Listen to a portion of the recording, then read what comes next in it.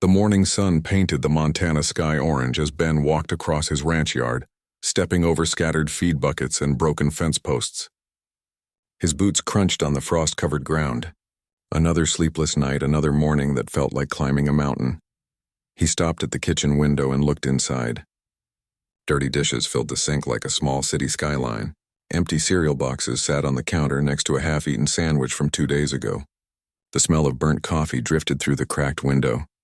"Dad, there's nothing for breakfast again," called his 12-year-old daughter Lucy from inside the house. Her voice carried that mix of frustration and sadness that had become too familiar since her mother died 2 years ago. Ben rubbed his weathered face with calloused hands. Running a 1,000-acre cattle ranch was hard enough with a full crew. Doing it while trying to be both father and mother to Lucy felt impossible most days. The ranch hands ate in town or brought their own food. But Lucy needed proper meals, needed someone to care about whether she had clean clothes and finished her homework. He'd tried cooking. Really tried. But between fixing broken equipment, managing cattle, and handling the endless paperwork that came with running a business, something always burned or got forgotten. Last week, he'd left a pot of soup on the stove so long it turned into charcoal. The week before that, Lucy had eaten peanut butter sandwiches for dinner 3 nights straight. Walking into the kitchen, Ben found Lucy pouring cereal into a bowl. The milk had gone sour again. "Sorry, kiddo," he said, opening the refrigerator to find mostly empty shelves and some questionable leftovers. "How about we grab breakfast in town before school?" Lucy shrugged. She'd stopped complaining months ago, which somehow hurt worse than when she used to argue about it. After dropping Lucy at school, Ben drove to Murphy's Diner, the local gathering place where ranchers discussed weather, cattle prices, and county gossip over coffee that could wake the dead. "You look rough, Morrison," said Frank Murphy, sliding a cup across the counter before Ben even sat down. "Feel rough, too," Ben admitted, settling onto a worn stool. The diner buzzed with morning conversation, ranchers planning their day, truckers grabbing quick meals before hitting the road again. "Still trying to do everything yourself, I see," Frank continued, not really asking. Small towns didn't keep many secrets. Ben stared into his coffee. "Lucy needs stability. Can't keep dragging her to town for every meal." "What you need is help," said Mrs. Peterson from the next stool. At 75, she'd raised 6 kids and buried 2 husbands. Her advice usually came whether you wanted it or not. "That girl needs proper cooking and someone to fuss over her a little." "I've thought about hiring someone," Ben said. "But who wants to live way out there? Most people want town jobs with regular hours." "Put up a notice," Frank suggested, pointing to the bulletin board covered with job postings, items for sale, and community announcements. "Never know who might be looking for exactly what you're offering." That afternoon, Ben sat at his desk staring at a blank piece of paper. Writing job advertisements felt foreign. What did he even offer? Long hours, isolated location, basic pay, and a boss who barely knew how to ask for help. He started writing several times, crumpling up each attempt. Too formal, too desperate. Not enough information. Finally, he wrote something simple and honest. Cook needed for small ranch family. Room and board provided plus fair wages. Must be comfortable with rural living and cooking for working people. Contact Ben Morrison. He included his phone number and drove back to town to post it, feeling foolish the entire way. 3 weeks passed with only 2 responses. The first caller hung up when Ben mentioned the ranch was 40 minutes from the nearest town. The second was a retired man who changed his mind after learning he'd need to cook for ranch hands during busy seasons. Ben had given up hope when his phone rang on a Thursday evening. Lucy was doing homework at the kitchen table, surrounded by textbooks and the remains of another failed attempt at dinner. "Hello, this is about the cooking job," said a woman's voice. She sounded young, maybe nervous. "Is it still available?" "Yes," Ben said, suddenly unsure what to say next. "Can you tell me about your experience?" "I graduated from culinary school in Portland last year," she said. "I've been working in restaurants, but I'm looking for something different. Something quieter." Ben blinked. "Culinary school?" That seemed like overkill for ranch cooking. "This isn't fine dining," he warned. "It's basic meals for working people." "Lots of meat and potatoes, I understand," she said. "I grew up visiting my aunt's farm in Oregon. I know what country cooking looks like." They talked for 20 minutes. Her name was Rachel. She was 26, single, and looking for a fresh start away from city life. She sounded genuine. though Ben wondered why someone with professional training would want to cook for cowboys in the middle of nowhere. The position includes a small cottage on the property, Ben explained. It's nothing fancy, but it's private and comfortable. That sounds perfect, Rachel said quickly. When could I start? How about a 3-month trial? Ben suggested. See how we all get along before making anything permanent. I'll take it, she said without hesitation. After hanging up, Ben felt a mix of relief and worry. Lucy looked up from her homework. Someone's coming to cook for us? She asked. Maybe, Ben said. She'll try it for a few months. Lucy's expression stayed carefully neutral. She'd learned not to get excited about changes that might not last. 3 days later, Ben watched a small blue car navigate the dirt road to his ranch. It moved slowly, carefully, like its driver wasn't used to gravel and potholes. The car finally stopped near the main house and a young woman stepped out. Rachel looked exactly like someone who'd never lived on a ranch. Her clothes were neat and city clean. Her shoes definitely weren't made for mud. She carried a single suitcase and looked around with wide eyes, taking in the vast open spaces, the mountains in the distance, and the complete absence of neighbors. Mr. Morrison? She asked, walking toward him with determined steps despite her obvious uncertainty. Call me Ben, he said, shaking her hand. Welcome to the Triple M Ranch. She smiled, and for the first time in months, Ben felt something like hope. Maybe this would work. Maybe his daughter would finally get the proper care she deserved. He had no idea that this young woman with city shoes and determined eyes would change everything about their lives, that within months she'd become the heart of their small family, that he'd find himself looking forward to mealtimes not just for the food, but for her laugh, her stories, and the way she made their quiet house feel alive again. But standing there in his ranch yard, watching Rachel take her first uncertain steps toward the guest cottage, Ben just hoped she'd stay long enough to give Lucy a few good meals and maybe teach him how to cook something besides burnt soup. Life on the ranch was about to change in ways none of them could imagine.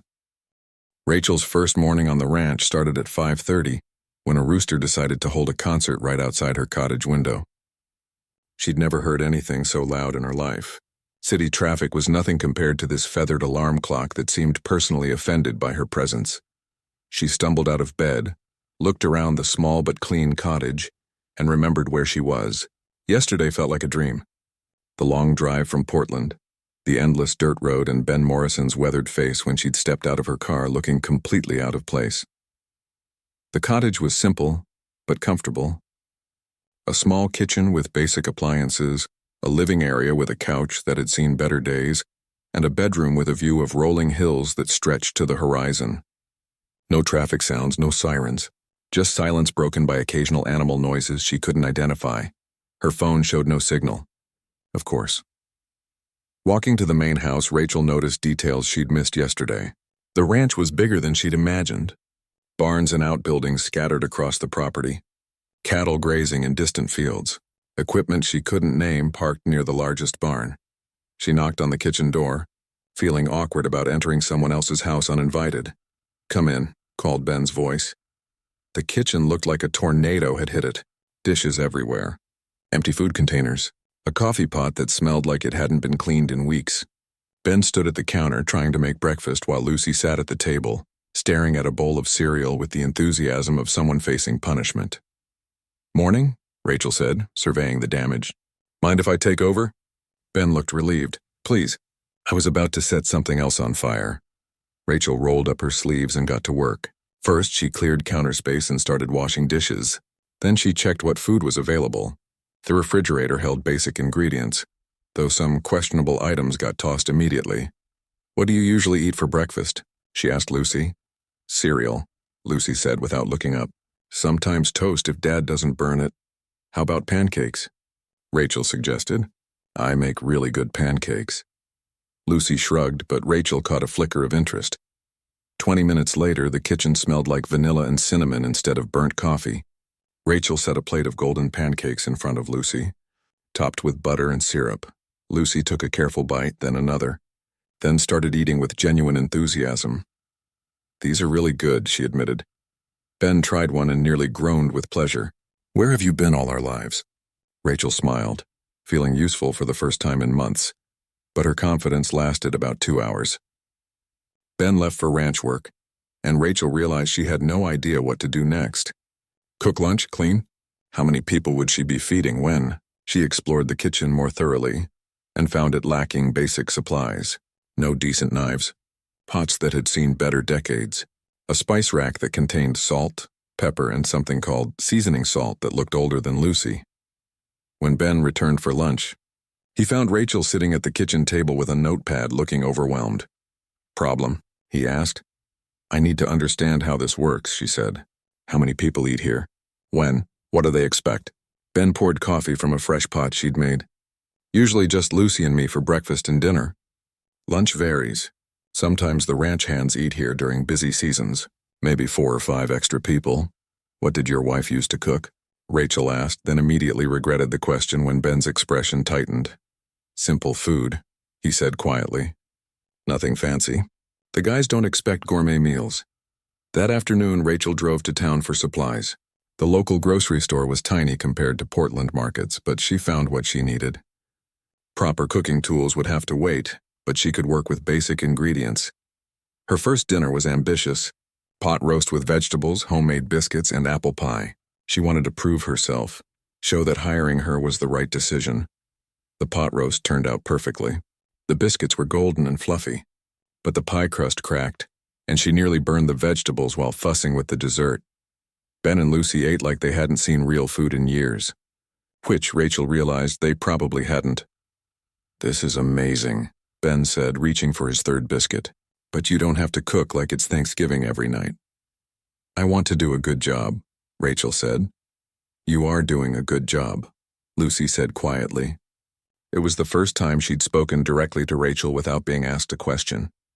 The next few days brought new challenges. The oven ran hot. The stove had temperamental burners. The refrigerator made strange noises that worried her constantly. But Rachel adapted. She learned to work around the quirky appliances and discovered that simple, hearty food made everyone happier than complicated dishes.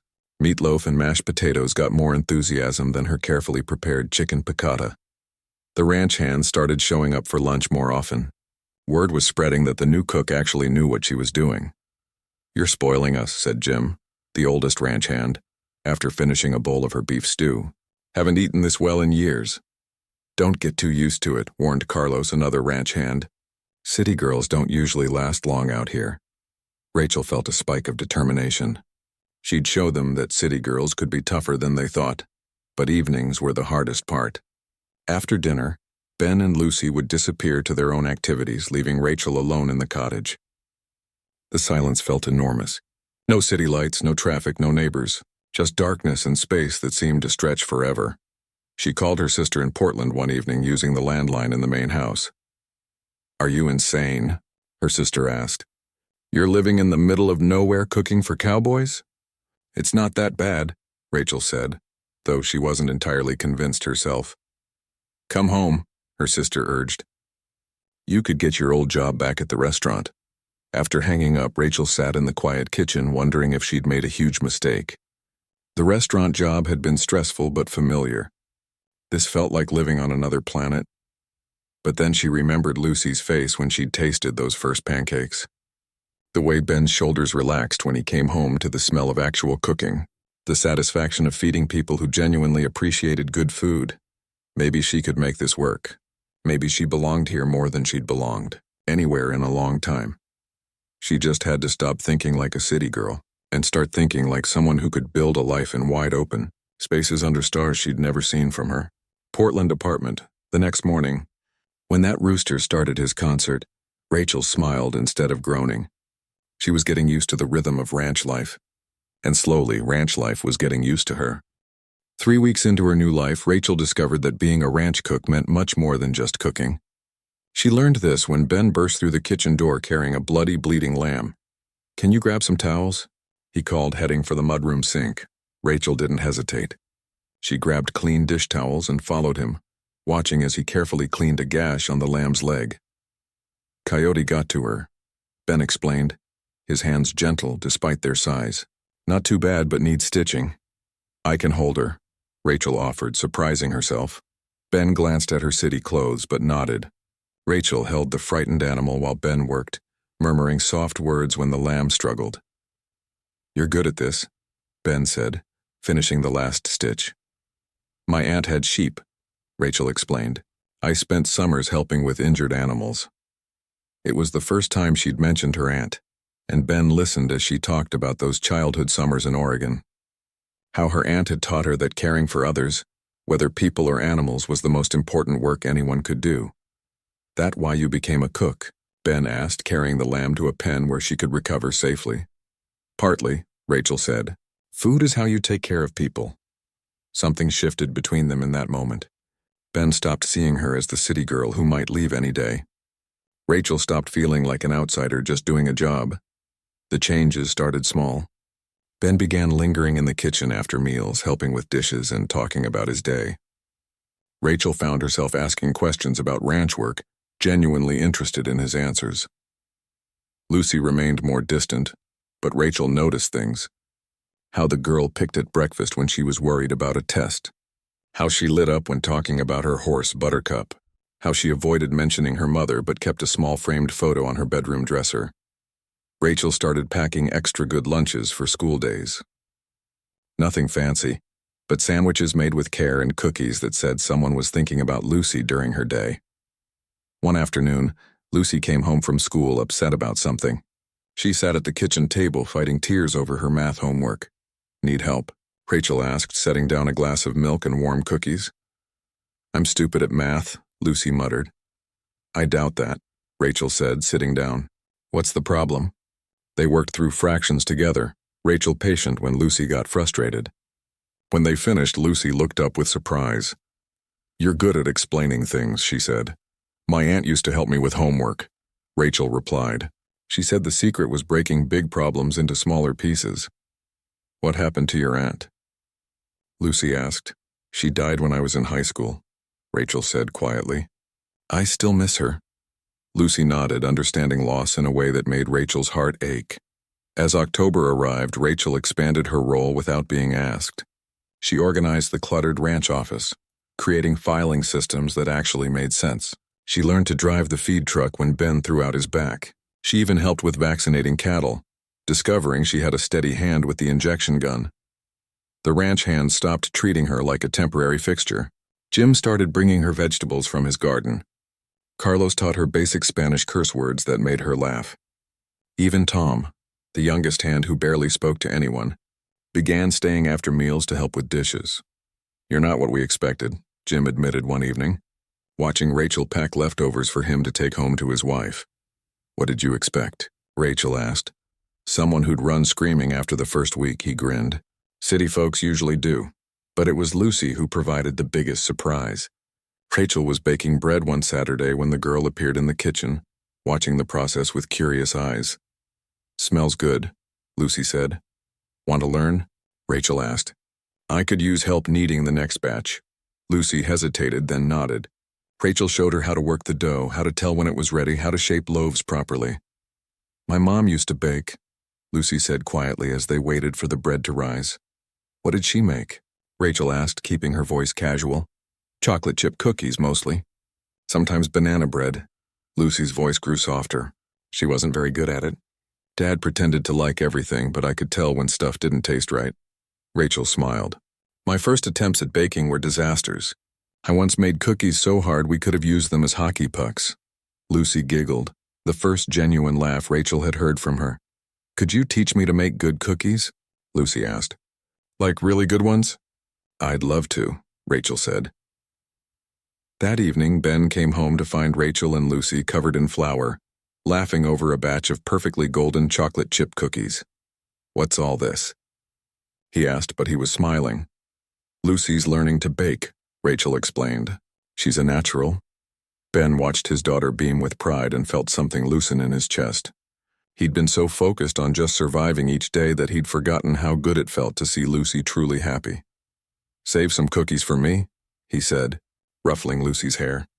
As the weeks passed, dinner times became the best part of everyone's day, not just because of the food, though Rachel's cooking had spoiled them all for anything else, but because the kitchen felt alive again.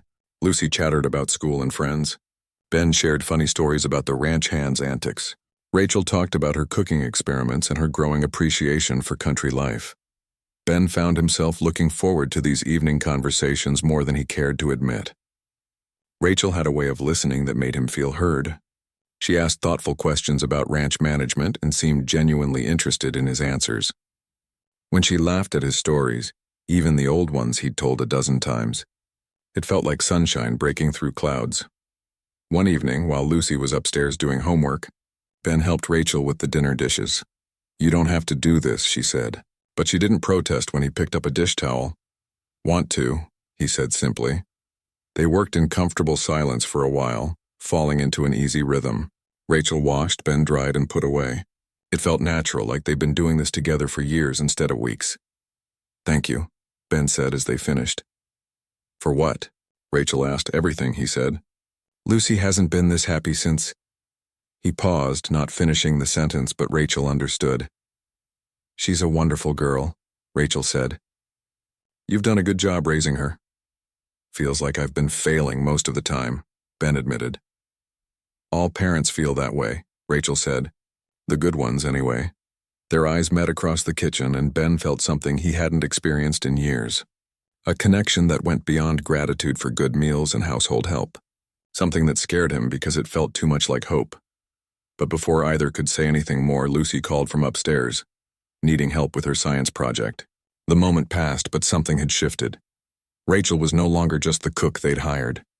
She'd become part of their small family, weaving herself into their daily lives so naturally that Ben couldn't imagine how they'd managed without her. And that realization both thrilled and terrified him. The weather forecast called for snow, but nobody expected what hit them the second week of November. Rachel woke to howling wind that shook her cottage windows and snow falling so thick she couldn't see the main house 50 yards away. By breakfast time, the storm had intensified. Ben stood at the kitchen window, coffee mug in hand, watching the blizzard with the grim expression of someone who knew exactly how much trouble they were facing. "How bad is it?" Rachel asked, setting his plate on the table. "Bad," Ben said simply. "Could last 3 days. Maybe more." Lucy pressed her face to the window. "No school. No anything," Ben said. "Roads are already impassable. Phone lines will probably go down soon." As if summoned by his words, the landline went dead an hour later.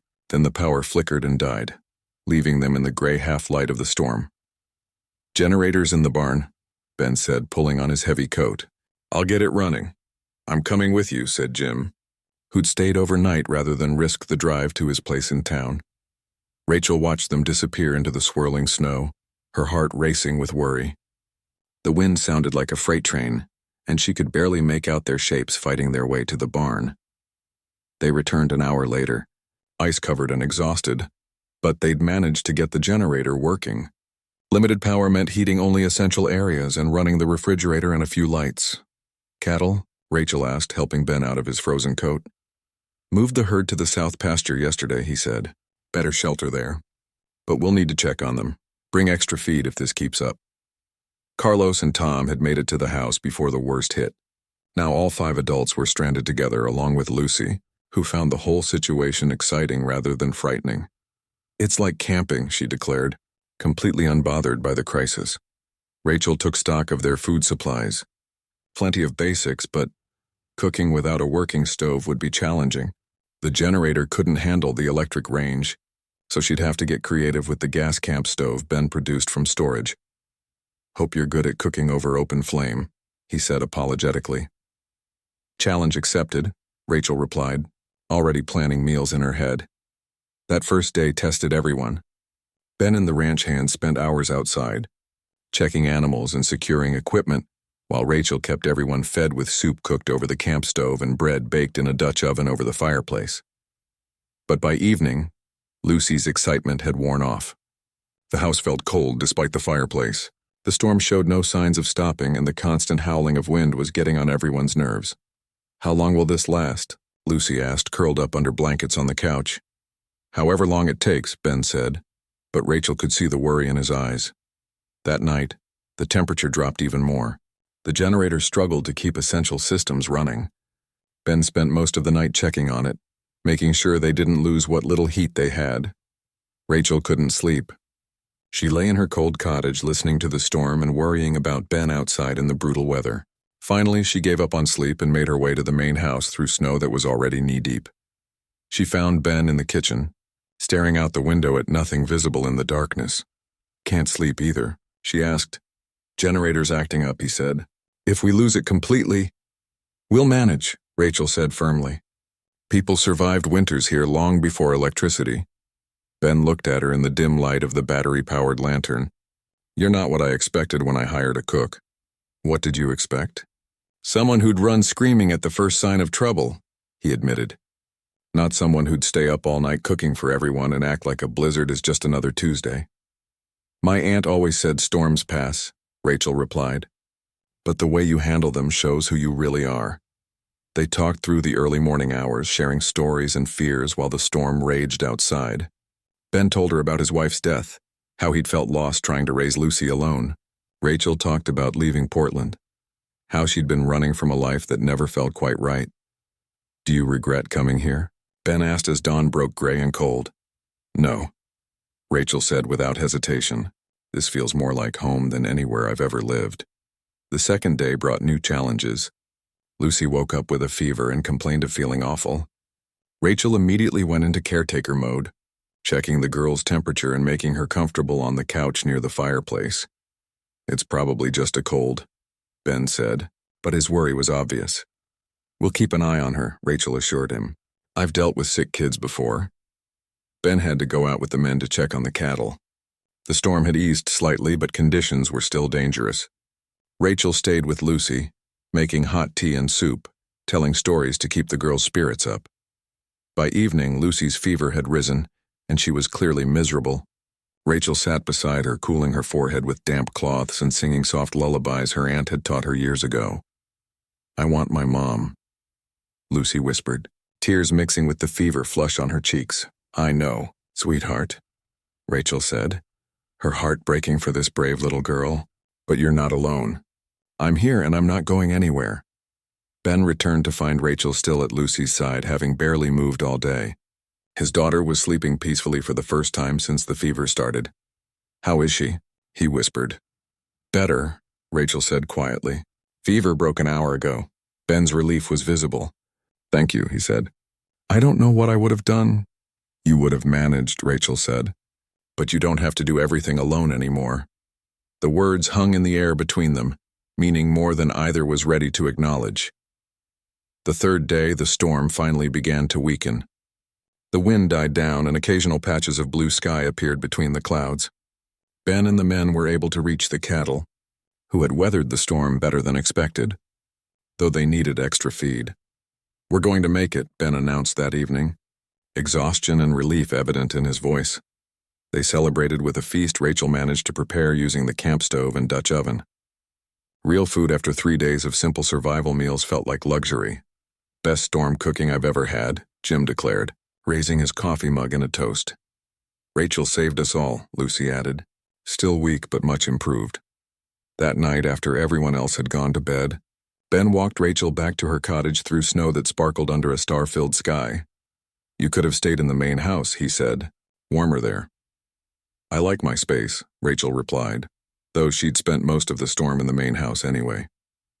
"Rachel," Ben said, stopping at her door.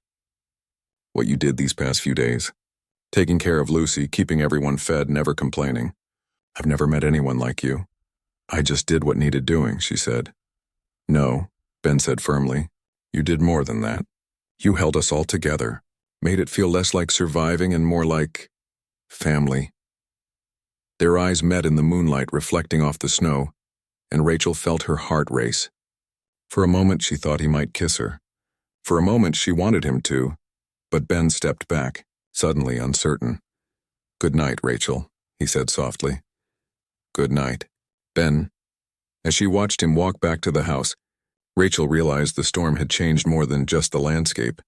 Something fundamental had shifted between them during those 3 intense days.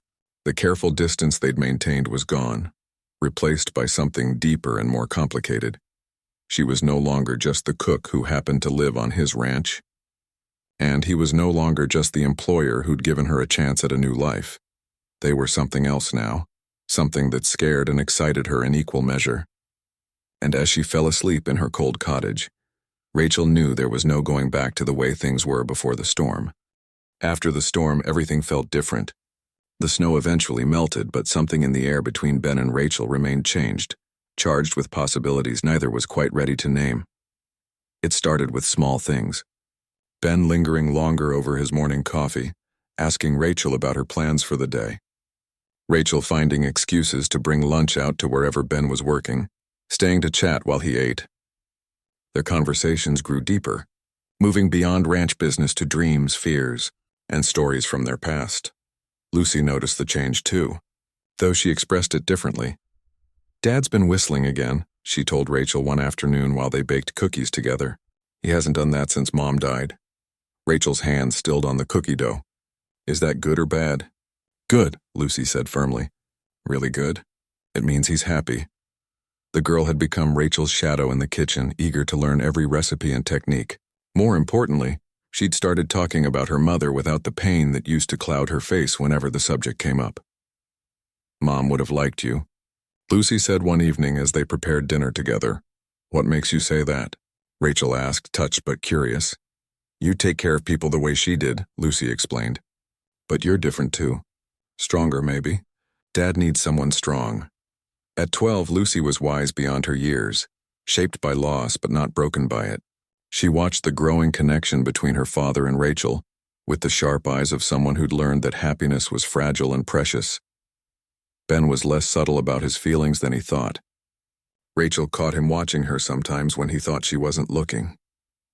His gaze would linger on her face when she laughed at something Lucy said, or when she hummed while cooking.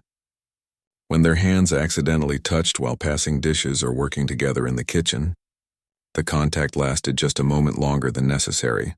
One December morning, Rachel's old oven finally gave up completely, dying with a dramatic puff of smoke and a smell that sent everyone running outside. "That's it," Ben declared, waving smoke out of the kitchen. "We're getting you a proper stove." "You don't need to do that," Rachel protested. "I can make do with the camp stove." "No," Ben said firmly. "You've been working miracles with that ancient thing. Time you had equipment that works." They drove to the appliance store in the county seat an hour away through winding mountain roads. Rachel had expected a quick trip to buy whatever was cheapest and most practical. Instead, Ben insisted she look at everything, asking what features would make her job easier. "This one has a convection oven," the salesman explained, showing them a gleaming stainless steel range, "and 6 burners instead of 4. Professional grade." "It's too expensive," Rachel whispered to Ben. "It's an investment," he replied. "Good equipment pays for itself." But Rachel suspected it was more than that. The way Ben insisted on the best of everything, the way he listened carefully to her preferences, felt less like an employer providing tools and more like someone who wanted to make her happy. On the drive home, Rachel felt bold enough to ask, "Why did you really buy that expensive stove?" Ben was quiet for a long moment, focusing on the winding road. "Because you deserve good things," he said finally. "And because I want you to be happy here." "I am happy here," Rachel said softly. "Good," Ben replied. But his voice carried a weight that suggested happiness was just the beginning of what he wanted for her. The new stove was installed the following week, and Rachel celebrated by cooking a feast that had the ranch hands begging for seconds and thirds. But the real celebration happened later, when Ben helped her clean up afterward. They'd fallen into a comfortable routine of working together in the kitchen after dinner. Ben would dry dishes while Rachel washed, and they'd talk about everything and nothing. Sometimes Lucy joined them, but tonight she'd gone upstairs to call her friend about a school project. "The stove is amazing," Rachel said, scrubbing a particularly stubborn pot. "I can't believe the difference it makes." "You're amazing," Ben said quietly, taking the clean pot from her hands. Rachel looked up at him, surprised by the intensity in his voice. They were standing close in the small kitchen, and she could see the flecks of gold in his brown eyes. "Ben," she started, but didn't know how to finish. "I know this is complicated," he said, setting down the dish towel. "I know I'm your boss, and you probably see me as just some old rancher who doesn't know anything about the world you came from." "You're not old," Rachel said, then blushed at how quickly she'd responded. Ben smiled. The first genuine smile she'd seen from him that reached all the way to his eyes. "I'm not good with words," he continued. "Never have been. But these past few months, having you here, watching you care for Lucy, seeing how you've made this place feel like home again, I need you to know it means everything. I care about you too, Rachel said, her heart racing. Both of you. More than I probably should. Why shouldn't you? Ben asked, stepping closer.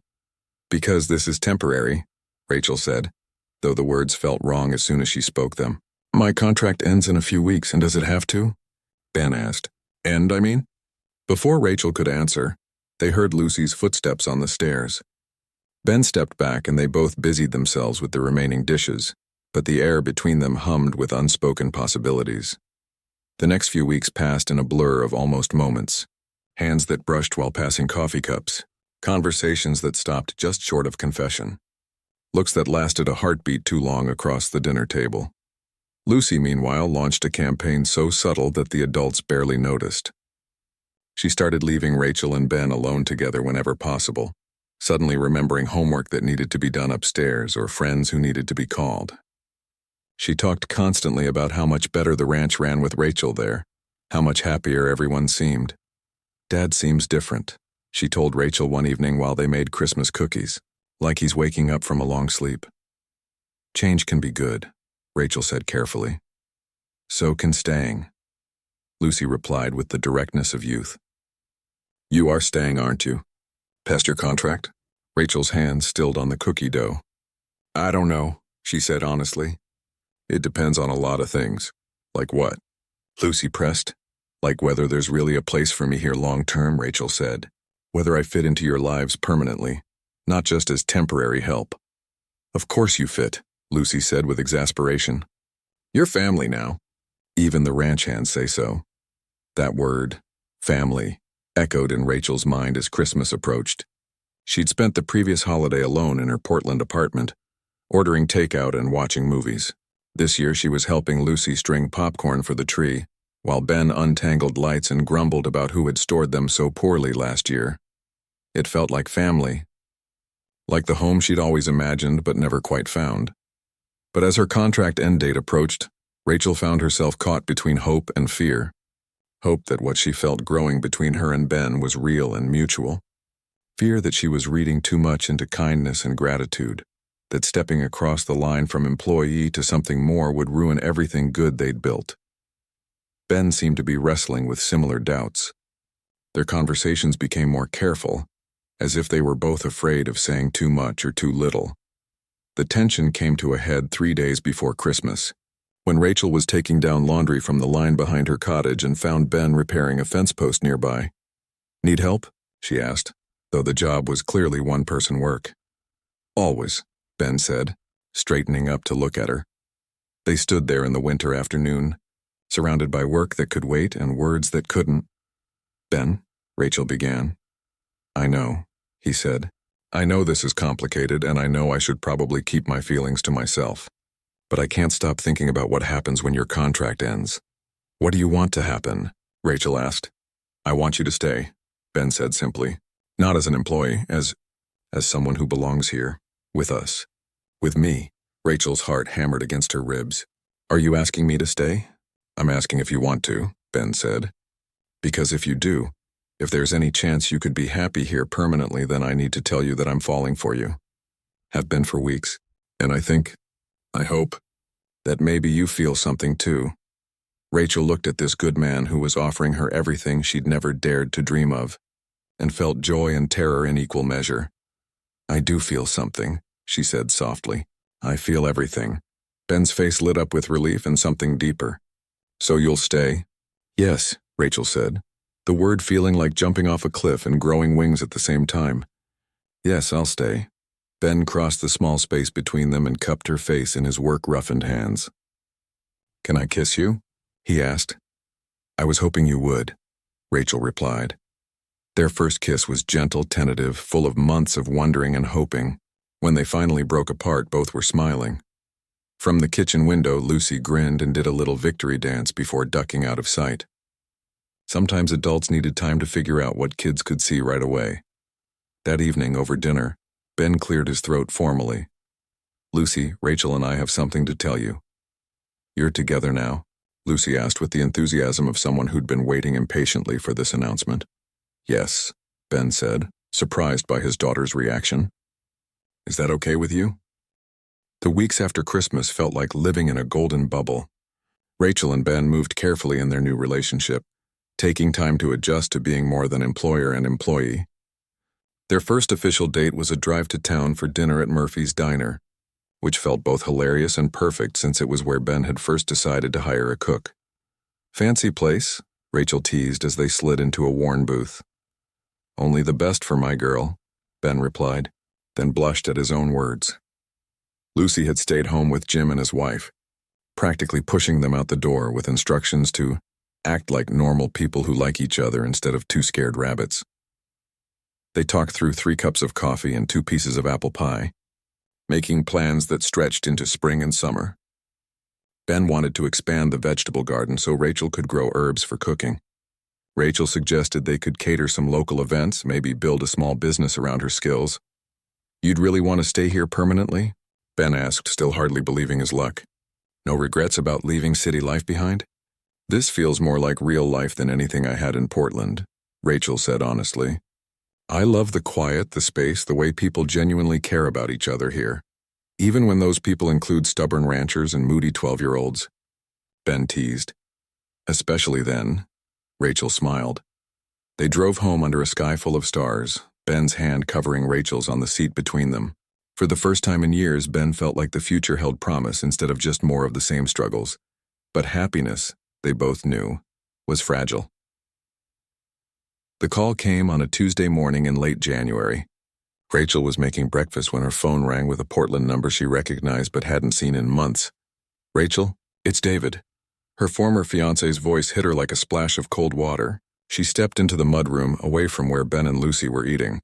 What do you want, David? She asked quietly. I want you to come home, he said without preamble. I made a mistake, Rachel. We made a mistake. I've been thinking about us, about what we had, and I realize I let pride get in the way of fighting for our relationship. Rachel's hand tightened on the phone. We didn't have a relationship, David. We had a business arrangement that happened to include a bed. That's not fair, David protested. We were good together. We wanted the same things. No, Rachel said firmly. You wanted the same things. I wanted to feel like I mattered for more than just being convenient. You matter now, David insisted. I've got news that changes everything. The Morrison Group is opening a new restaurant, and they want you as head chef. Your own kitchen, your own menu. Full creative control. It's everything you ever wanted. Rachel's breath caught. The Morrison Group owned some of the most prestigious restaurants on the West Coast. A head chef position with them was the kind of opportunity that came once in a lifetime. I'm happy where I am, she said, but her voice sounded less certain than she intended. Cooking for cowboys in the middle of nowhere?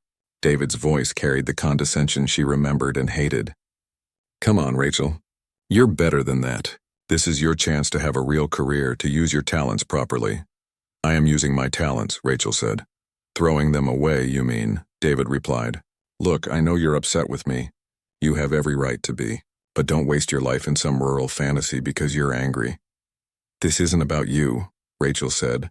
But even as she spoke, doubt crept in. Was she wasting her education, her training, her potential? The offer's real, David continued. 6-figure salary, profit sharing, your name on the door. Think about it, Rachel. This is what we trained for. What you dreamed about. Through the mudroom window, Rachel could see Ben loading feed into the truck, preparing for another day of hard physical work that would leave him exhausted and probably nursing some new injury. Was she being selfish? Expecting him to build his life around her dreams when she could have everything she'd once wanted just by leaving? I need time to think, she said. Don't take too long, David warned. Opportunities like this don't wait forever. After hanging up, Rachel stood in the mudroom feeling like the world had tilted sideways. Through the kitchen window, she could see Ben and Lucy finishing breakfast, Lucy gesticulating wildly as she told some story that made Ben laugh. This was her life now. These people were her family, but David's call had awakened old ambitions she'd thought were buried. Everything okay? Ben asked when she returned to the kitchen. Fine, Rachel lied, forcing a smile. Just a call from Portland. She saw Ben's expression shift slightly, but he didn't push. Lucy launched into excited chatter about a school project, and the moment passed. But over the next few days, Rachel found herself distracted. She burned a batch of biscuits, something she hadn't done in months. She caught herself staring out windows, lost in thought. At night, she lay awake wondering if she was settling for a smaller life than she deserved. Ben noticed her distraction, but didn't know how to address it. Their relationship was still too new, too fragile for him to feel comfortable demanding explanations. But he recognized the signs of someone pulling away, and it terrified him. The breaking point came a week later. Rachel was cleaning up after dinner when her phone rang again. This time she answered in the kitchen, not thinking about who might be listening. "Have you decided?" David's voice was loud enough for Ben to hear from across the room. "I'm still thinking," Rachel said, her voice tight with stress. "Rachel, they need an answer by Friday. This is your future we're talking about." "I know what's at stake," Rachel snapped. Ben's hand stilled on the dish he was drying. Lucy looked up from her homework, sensing tension. "I'll call you back," Rachel said quickly, ending the call. The silence in the kitchen was deafening. Lucy pretended to focus on her math, but Ben could see her ears practically straining to hear what would happen next. "Want to tell me what that was about?" Ben asked quietly. Rachel's first instinct was to deflect, to make something up that would smooth over the awkwardness. But Ben deserved better than lies. "I've been offered a job," she said finally, "in Portland. Head chef at a very prestigious restaurant." Ben set down the dish with careful precision. "That's quite an opportunity." "Yes," Rachel said. "It is. And you're considering it. It wasn't a question." Ben's voice was carefully neutral, but Rachel could see the hurt in his eyes. "I don't know," Rachel said honestly. "I thought I'd left that world behind, but maybe you were wrong," Ben finished. Lucy's pencil had stopped moving entirely. The tension in the room was thick enough to cut. "Ben, Rachel started. "You don't owe me an explanation," Ben said, but his voice was cooler now, more distant. "You never promised to stay forever." "That's not what this is about," Rachel protested, "isn't it?" Ben asked. "Someone offers you a chance to go back to your real life, and suddenly our little arrangement here doesn't seem so appealing."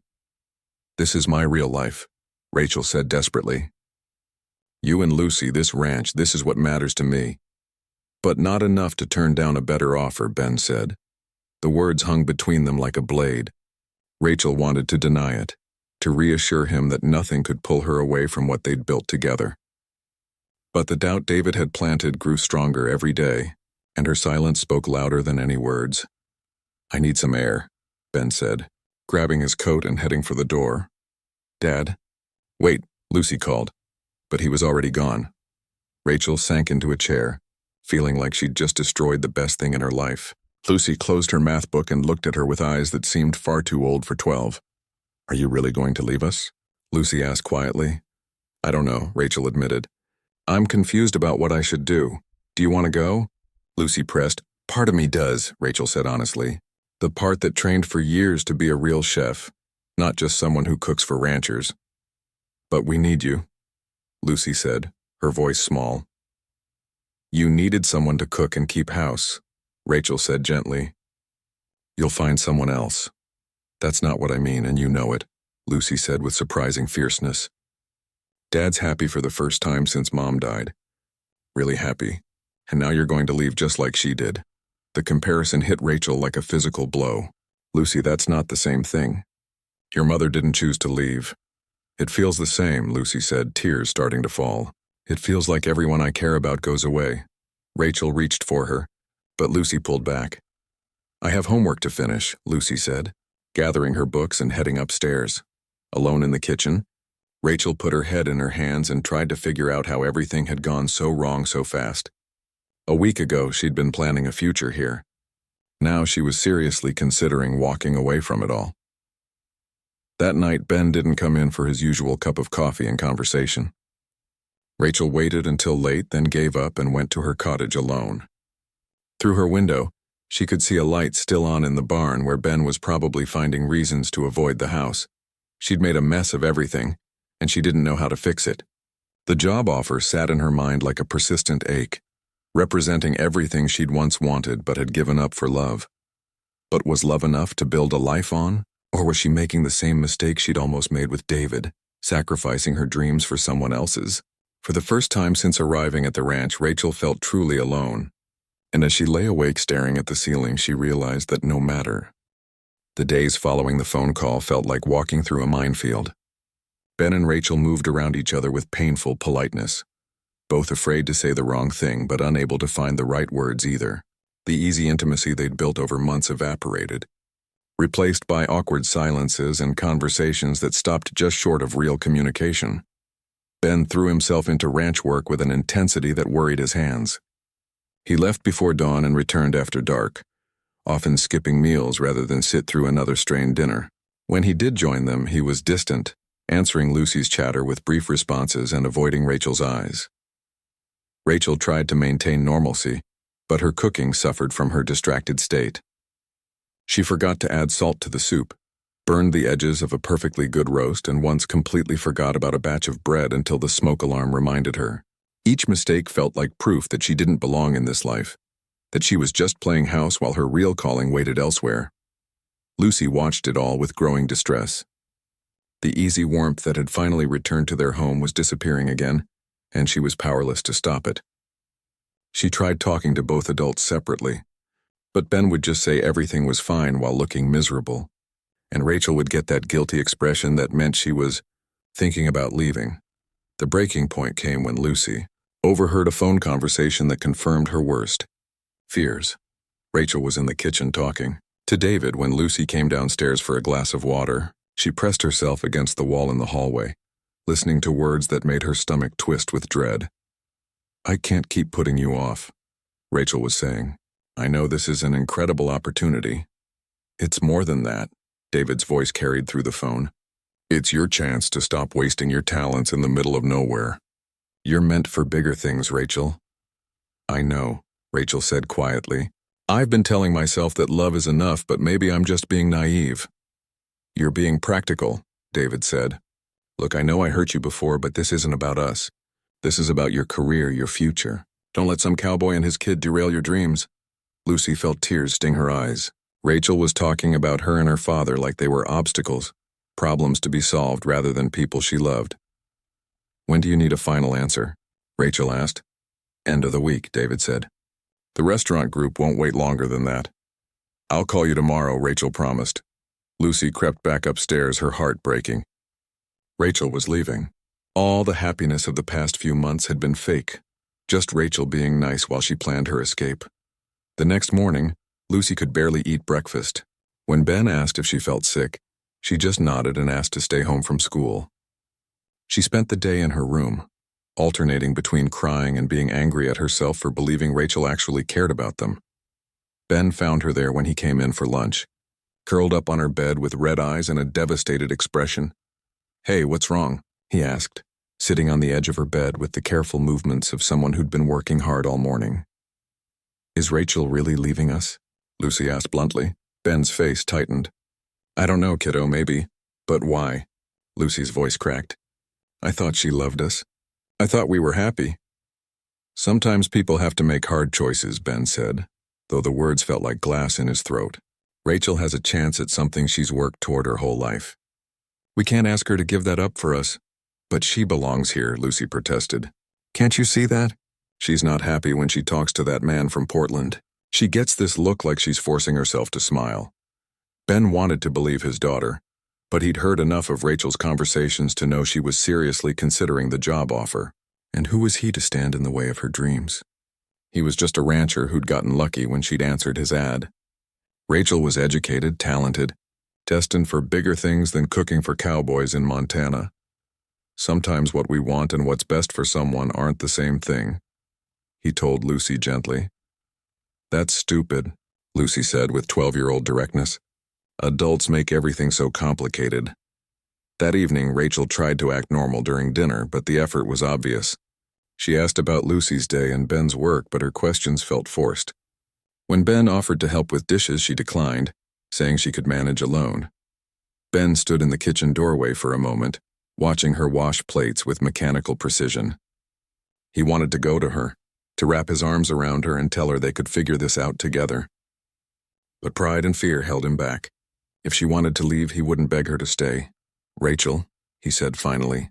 She looked up, hope flickering in her eyes. "Yes?" Ben opened his mouth to say, "What, that he loved her? That he'd support whatever decision she made?" that he was terrified of losing her but too proud to fight for her? "Good night," he said instead, and saw the hope die in her face. The weekend brought no relief from the tension. Rachel spent most of Saturday locked in her cottage, supposedly doing laundry but really hiding from the hurt in Ben's eyes and Lucy's confusion. She'd called David twice but hadn't been able to give him an answer either way. The truth was she was paralyzed by indecision. The job offer represented everything she'd trained for, everything she'd dreamed about during those long years in culinary school. It was security, recognition, a chance to build something significant with her skills. But leaving meant walking away from Ben's quiet strength, Lucy's bright laughter, the satisfaction of feeding people who genuinely appreciated her work. It meant giving up the first place that had ever felt like home. Sunday morning she made a decision. She would take the job. It was the practical choice, the safe choice. She could visit the ranch sometimes, maintain friendships if Ben was willing. But she couldn't build her entire future around a relationship that was barely 3 months old. No matter how much she loved these people. She was rehearsing what to say to Ben when Lucy appeared at her cottage door, looking smaller and more vulnerable than Rachel had ever seen her. "Can I come in?" Lucy asked quietly. "Of course," Rachel said, stepping aside. Lucy sat on the couch and stared at her hands for a long moment. "I heard you talking to that man," she said finally. "About the job." Rachel's heart sank. "Lucy, I can explain. Are you going to take it?" Lucy interrupted. Rachel looked at this brave girl who'd lost so much already and felt her heart break a little more. "I think I have to," she said honestly. "Because you don't love us enough to stay?" Lucy's voice was small but steady. "Because I love you too much to stay for the wrong reasons," Rachel said, tears starting to flow. "What if I give up this opportunity and then resent you for it? What if I become bitter and unhappy? That wouldn't be fair to any of us. But what if you leave and regret it?" Lucy asked. "What if you miss us so much it hurts and you realize you gave up the best thing in your life for a stupid job?" Rachel had no answer for that, because it was exactly what she was afraid of. "I don't want you to go," Lucy said, finally crying. "I know you're not my mom, and I know you didn't ask to take care of me, but I love you. And Dad loves you too, even though he's too scared to say it anymore." "Oh, sweetheart," Rachel said, pulling Lucy into her arms. "I love you both so much, more than I ever thought possible." "Then stay," Lucy whispered against her shoulder. "Please just stay." But Rachel had already made her choice, and she was too frightened of making the wrong decision to change her mind now. That evening, she told Ben she was taking the job. He nodded like he'd been expecting it, his face carefully neutral. "When do you leave?" he asked. "Friday," Rachel said. "I'll finish out the week, help you find someone else." "That won't be necessary," Ben said curtly. "We managed before you came. We'll manage after you're gone." The words stung, though Rachel knew they came from hurt rather than cruelty. "Ben, I hope you understand." "I understand perfectly," Ben said. "You're making the smart choice. The practical choice. I hope it works out for you." He left the kitchen without another word, and Rachel stood alone, surrounded by the remnants of the life she was choosing to abandon. The remaining days passed in a blur of painful politeness and careful distance. Ben was cordial but cold, treating Rachel like a temporary employee whose contract was ending rather than the woman he'd been falling in love with. Lucy alternated between trying to change Rachel's mind and angry silence. Rachel packed her belongings with mechanical efficiency, each item placed in boxes feeling like another step away from the best months of her life. She'd called David to accept the position and he'd been thrilled, already making plans for her arrival and the launch of the new restaurant. But as Friday approached, Rachel felt less like someone moving toward an exciting future, and more like someone fleeing from the only place she'd ever been truly happy. The night before her departure, she lay awake in her cottage listening to the sounds of the ranch settling around her. Tomorrow she'd drive away from all of this, probably forever. She'd trade the vast Montana sky for city lights, Ben's quiet presence for David's ambitious energy, Lucy's laughter for the controlled chaos of a professional kitchen. It was the right choice, she told herself. The smart choice. So why did it feel like the biggest mistake of her life? Friday morning dawned gray and cold, matching the mood that had settled over the ranch like a heavy blanket. Rachel loaded her car with mechanical precision, each box and suitcase another step toward a future that felt increasingly wrong with every passing moment.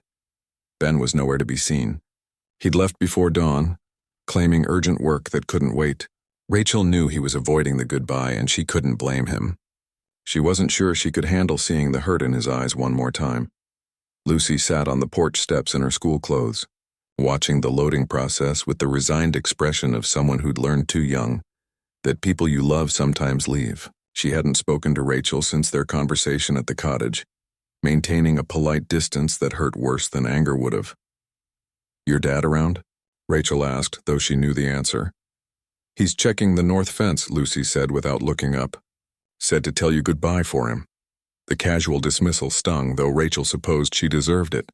She'd built something beautiful with these people and then chosen to walk away from it. What had she expected? Tearful farewells and promises to stay in touch?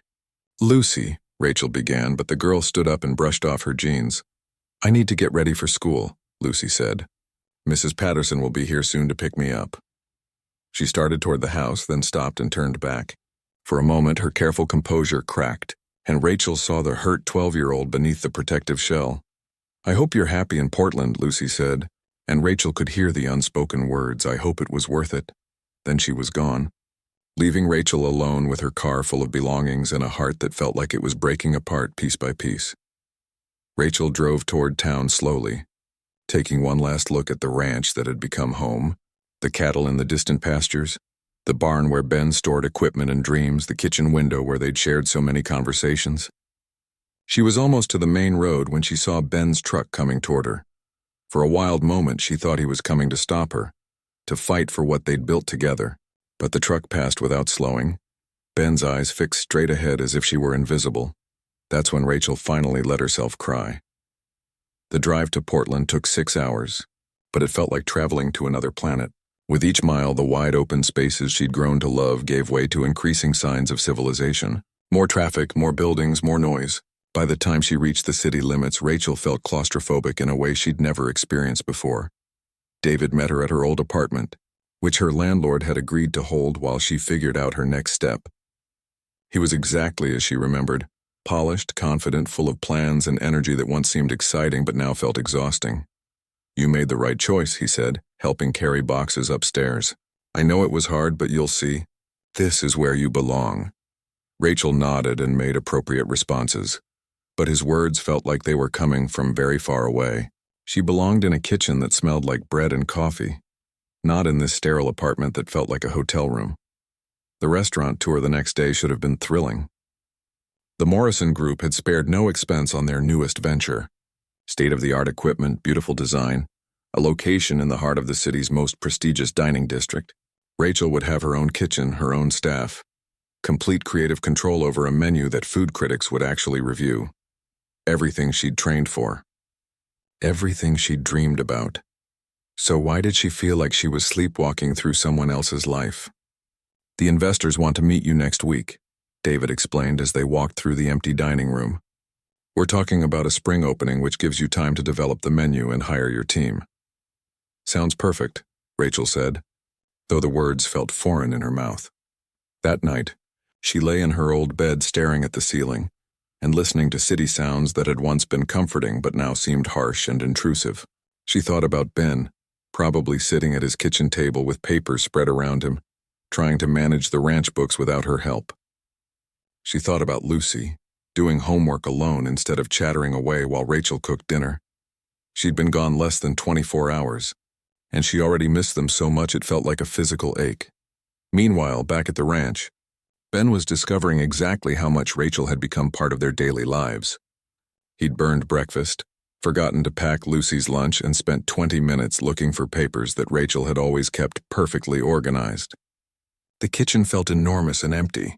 Without her humming while she worked, Lucy came home from school to find him staring into the refrigerator like it might contain answers to questions he didn't know how to ask. "What's for dinner?" she asked. "I was thinking maybe we'd go to Murphy's," Ben said, though they both knew that wasn't a long-term solution.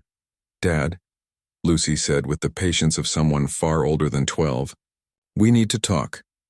She led him to the kitchen table and sat down with the serious expression she'd inherited from her mother. "This is stupid," she announced. "What's stupid?" Ben asked, though he suspected he knew. "You and Rachel being too scared to admit you love each other," Lucy said bluntly. She doesn't want to be in Portland. You don't want her to be in Portland, but you're both too proud or scared or whatever to do anything about it. Lucy, it's more complicated than— No, it's not, Lucy interrupted. It's really simple. Do you love her? Ben looked at his daughter's earnest face and felt something crack open in his chest. Yes, he said quietly. I love her. Do you think she loves us? I think she cares about us, Ben said carefully. That's not what I asked, Lucy pressed. Do you think she loves us? Really loves us, not just likes us or feels sorry for us? Ben thought about Rachel sitting beside Lucy's sickbed during the storm. The way she'd seamlessly become part of their family routines, how she'd looked when she'd said she was staying, like she'd found something she'd been searching for her whole life. Yes, he admitted. I think she loves us. Then why did you let her leave? Lucy demanded, tears starting to flow. Why didn't you fight for her? Ben stared at his daughter, seeing his own regret reflected in her eyes.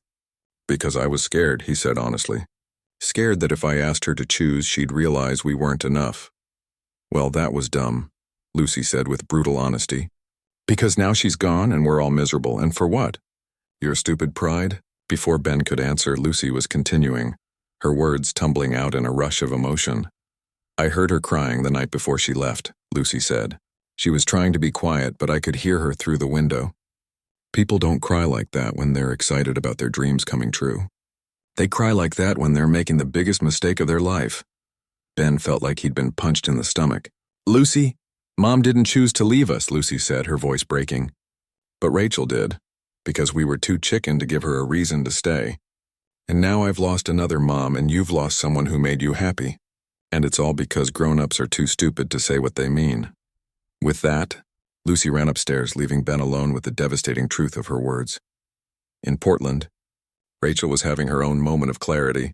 She'd spent 2 days trying to recapture her enthusiasm for the restaurant world, meeting with suppliers and reviewing equipment specifications. But every conversation felt hollow, every decision meaningless. She was sitting in her old favorite coffee shop, staring at menu plans that might as well have been written in a foreign language, when her phone rang. The number was from Montana, but not one she recognized. Is this Rachel? Asked an older woman's voice. Yes, who is this? This is Betty Patterson, Lucy's teacher. I hope you don't mind me calling, but I'm worried about her. Rachel's heart jumped. Is she okay? What's wrong? She's been so sad since you left, Betty said gently. I know it's not my place, but that little girl has been through so much loss. She's been talking about you all year. How happy she was that you were part of their family. Now she just sits at lunch not eating, and yesterday I found her crying in the bathroom. Rachel felt tears start flowing before she could stop them. I didn't know, she whispered.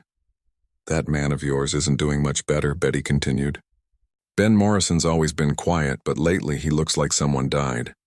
Half the town's talking about what a fool he is for letting you get away. He didn't let me get away, Rachel protested. I chose to leave. Did you, honey? Betty asked kindly. Or did two scared people convince themselves that love wasn't worth fighting for? After hanging up, Rachel sat in the coffee shop crying into her untouched latte while concerned strangers pretended not to notice. Betty Patterson was right. She hadn't left because she wanted to. She'd left because she was terrified of wanting something so much that losing it would destroy her. But leaving was destroying her anyway.